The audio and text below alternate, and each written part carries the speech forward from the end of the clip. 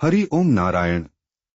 भक्तों, क्या आप जानते हैं कि शास्त्रों में एक ऐसे महाव्रत का वर्णन है जो न केवल मनुष्य के जन्म जन्मांतर के पापों को भस्म कर देता है, बल्कि सूनी गोद को भी किलकारियों से भर देता है।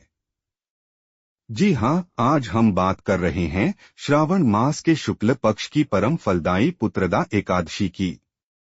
यदि आपके जीवन में संतान सुख की कमी है, बनते हुए काम बिगड़ रहे हैं या मानसिक अशांति ने आपको घेर रखा है, तो आज का यह विशेष वीडियो सिर्फ आपके लिए है।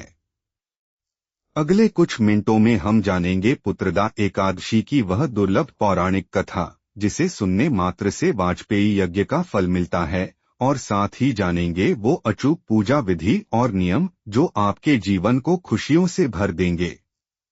वीडियो को अंत तक जरूर देखें, क्योंकि अंत में हम एक ऐसी गुप्त चूक के बारे में बताएंगे जिससे व्रत का पूरा फल नष्ट हो जाता है।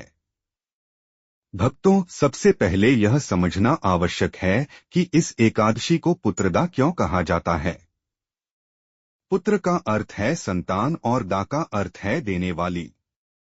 सनातन धर्म के ग्रंथ पद्म पुराण में स्वयं भगवान श्री कृष्ण ने धर्मराज युधिष्ठिर को इस व्रत की महिमा बताई थी। श्रावण का पावन महीना, जो महादेव और श्रीहरि दोनों की असीम कृपा का काल है, उसकी इस शुक्ल पक्ष की एकादशी का महत्व बाकी सभी 11 एकादशियों से कहीं अधिक माना गया है। यह दिन केवल भौतिक संतान प्राप्ति के लिए ही नहीं, बल्कि हमारी बुद्धि, विवेक और आध्यात्मिक उन्नति रूपी पुत्र को जन्म देने का भी दिन है। अब चलते हैं द्वापर युग की उस अलौकिक घटना की ओर, जिसने इस व्रत की महिमा को पूरी दुनिया में सिद्ध किया।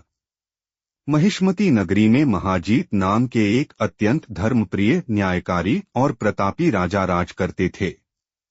राजा अपनी प्रजा को संतान की तरह पालते थे, परंतु नियति का खेल देखिए, इतने बड़े साम्राज्य के स्वामी राजा महाजीत की अपनी कोई संतान नहीं थी। ढलती उम्र के साथ राजा और उनकी रानी पूरी तरह अवसाद में डूब गए। राजा सोचते थे कि मेरे बाद इस राज्य का क्या होगा, और क्या मुझे पितृऋण से मुक्ति मिलेगी। प्रजा भी अपने राजा के इस दुख से अत्यंत व्याकुल थी। भक्तों, कथा सुनने के बाद अब जानते हैं कि इस दिन आपको किस प्रकार पूजा करनी है ताकि श्रीहरि की पूर्ण कृपा प्राप्त हो। एकादशी के दिन ब्रह्मा मुहूर्त में उठकर सूर्योदय से पूर्व स्नान करें। यदि संभव हो तो जल में थोड़ा गंगाजल अवश्य मिलाएं।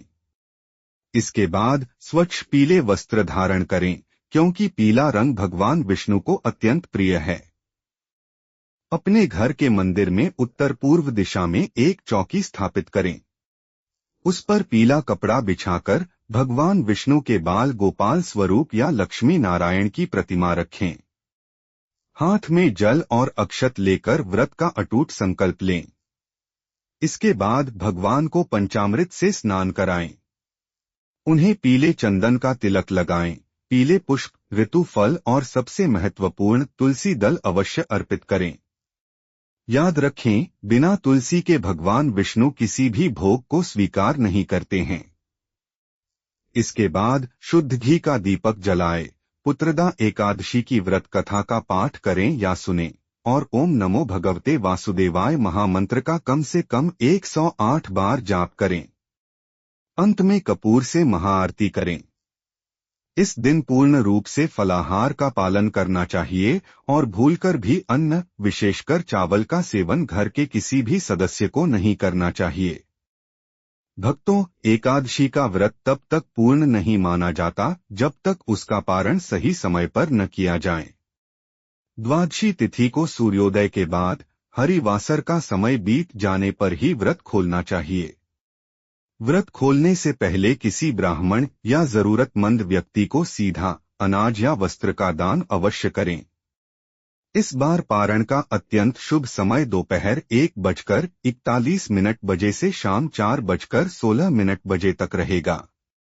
याद रखें, एकादशी के दिन क्रोध, निंदा और झूठ बोलने से बचना चाहिए और पूरी रात भगवान के भजनों में जागरण करना चाहिए। अगर आपको आज की यह दिव्य जानकारी और कथा पसंद आई हो तो कमेंट बॉक्स में जय श्री हरि नारायण या जय बाल गोपाल लिखना न भूलें।